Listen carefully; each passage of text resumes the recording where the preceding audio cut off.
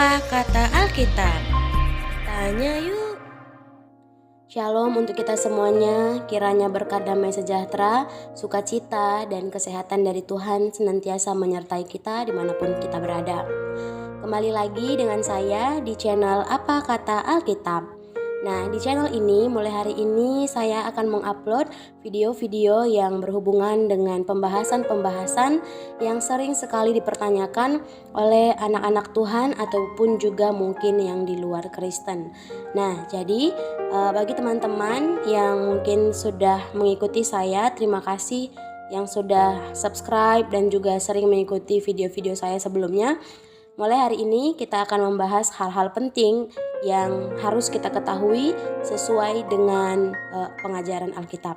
Kita akan belajar bersama-sama, dan untuk topik yang pertama kali ini saya akan membahas mengenai puasa yang benar menurut Alkitab.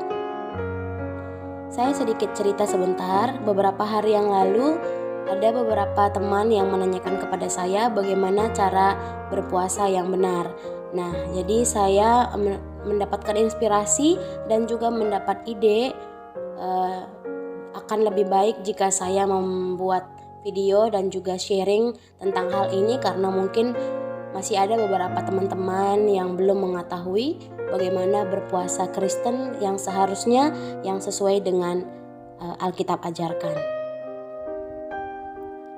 Jadi jangan kemana-mana, ikutin terus video ini sampai selesai, dan semoga Tuhan menolong kita semua untuk dapat memahami pembahasan ini dengan baik dan juga dengan benar sesuai dengan Alkitab ajarkan. Apa itu puasa? Dalam Alkitab, puasa berasal dari kata Yunani yaitu nestea. Nes artinya tidak, estea artinya makan. Jadi nestea atau puasa artinya tidak makan atau berpantang terhadap makanan. Tujuan puasa menurut Alkitab. Dalam Alkitab kita dapat belajar dari tokoh-tokoh yang pernah berpuasa, yaitu dalam Perjanjian Lama, Tuhan memerintahkan bangsa Yahudi untuk berpuasa dan menangis dan segera berbalik kepada Tuhan karena mereka telah berbuat dosa. Yosafat memerintahkan seluruh Yehuda untuk berpuasa ketika mendapat ancaman dari orang Edom. Nabi Ezra memaklumkan puasa supaya bangsa Yahudi aman dari ancaman musuh. Nehemia berpuasa untuk bangsa Israel setelah mendengar Yerusalem telah dihancurkan. Orang Yahudi juga pernah berpuasa dan berkabung ketika mereka mendengar bahwa mereka akan dimusnahkan atas perintah Raja Ahasiweros, yaitu Raja Media dan Persia. Musa juga berpuasa selama 40 hari untuk memohon kepada Tuhan agar mengampuni dosa bangsa Israel. Raja Ahab juga berpuasa untuk memohon pengampunan dosa karena ia telah menyembah berhala. Daniel berpuasa untuk memohon pengampunan dosa bagi bangsa Yahudi. Tidak hanya itu, dalam Perjanjian Baru kita juga bisa melihat Yesus pernah berpuasa 40 hari, yaitu setelah Yesus dibaptis di Sungai Yordan untuk persiapan misi pelayanan penyelamatan umat manusia. Jemaat Antioquia juga berpuasa ketika akan mengangkat Paulus dan Barnabas untuk pekerjaan pelayanan. Paulus dan Barnabas juga melakukan puasa sebelum melantik penatua sidang jemaat di Antioquia. Jadi dari sini kita dapat belajar dari tokoh-tokoh Alkitab bahwa berpuasa dapat dilakukan ketika akan memulai suatu pelayanan. Berpuasa juga dapat dilakukan untuk memohon pengampunan dosa dari kesalahan yang sudah dilakukan atas pelanggaran akan perintah Allah. Puasa juga dapat dilakukan ketika sedang merasakan suatu keadaan yang tertekan ataupun dalam ancaman. Jadi, kesimpulannya tujuan berpuasa adalah untuk penyerahan diri sepenuhnya kepada Allah dan membiarkan Allah berkarya atas hidup kita sehingga kerohanian kita dapat semakin kuat dan bertumbuh di dalam Tuhan. Berapa lamakah kita harus berpuasa? Untuk waktu tertentu, Alkitab tidak mencatat harus berapa lama kita berpuasa.